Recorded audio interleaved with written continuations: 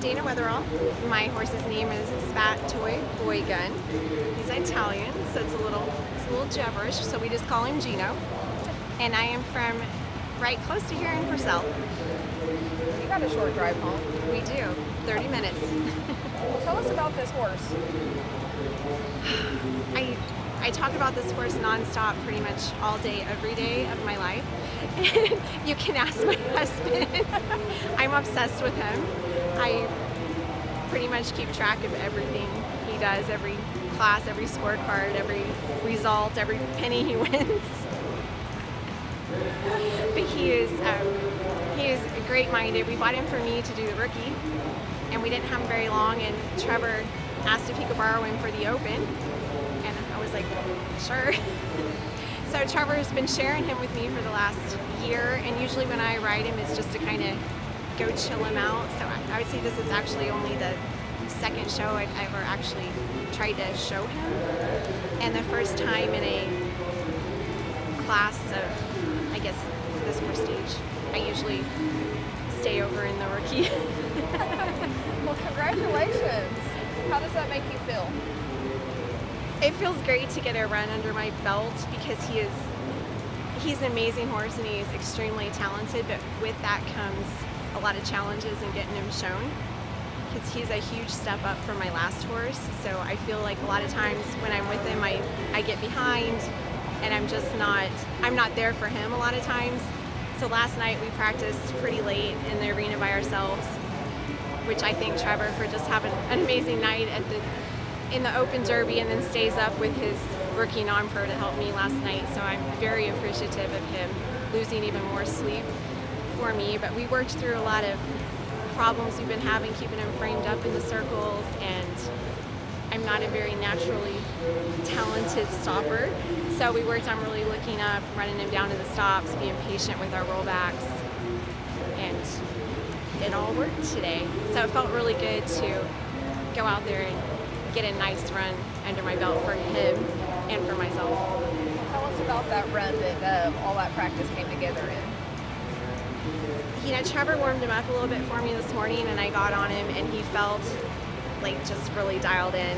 I felt like he was going to be with me today completely, and we trotted in, and he kind of looked around a little bit, and we got to the center, and he just took a deep breath, and I asked him to turn left, and it was huge, and he turned right to the right too. It was the best I got him turned either way.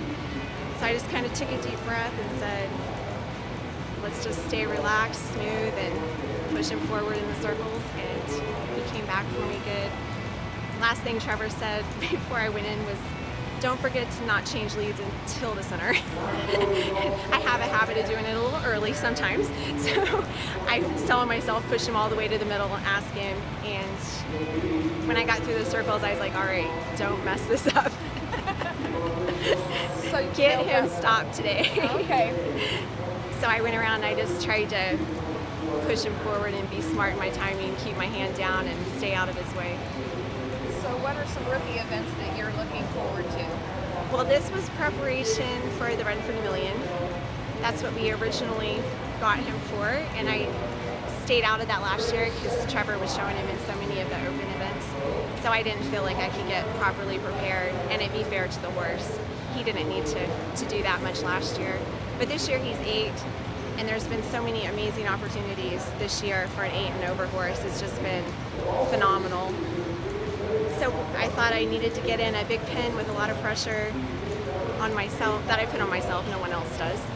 But just to get in the bright lights and get a good run under my belt. And then from here we'll go to Waco, probably do the 8 and over there, do some schooling, and then we'll be on to Vegas. How exciting. Very exciting. Who do you want to thank? Oh my gosh. My husband, number one, for buying him for me. At the time, he had to get rid of 2 of his own to get him for me, so he kind of went on the sidelines, and he still is, for me to enjoy him. And I can't thank Trevor enough for all the time he spends when he certainly doesn't have to. I mean, he's got so many open horses to focus on, and he still makes time for us, no matter what class we're in, and make sure the horse is prepared. And everyone at Trevor's barn, I can't even name them all, but they are all amazing. They take such phenomenal care of him. I mean, like right now, I'm sure he's at the spa. So they're a phenomenal group, and Trevor's wife keeps me lined out, focused on what we need to be doing.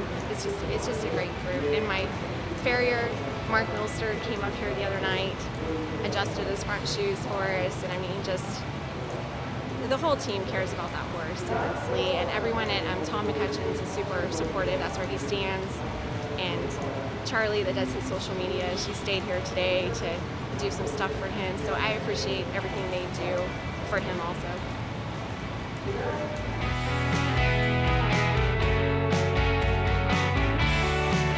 I'm Frank Costantini, Senior Western Discipline Director with Markel. We are honored to be a sponsor of Tom McCutcheon's Virtual Horse Help, as the Virtual Horse Help has been providing the reining horse industry various analysis of the major events and some of the less secondary events going on around the country. Markel, as most of you already know, has been a corporate partner of the National Reining Horse Association for 30 plus years. Tom provides a service through his Virtual Horse Help to reiners and aficionados throughout the country and the world, and Markel basically does the same thing. We offer mortality insurance, farm and ranch insurance, and commercial auto insurance for the horse buying public.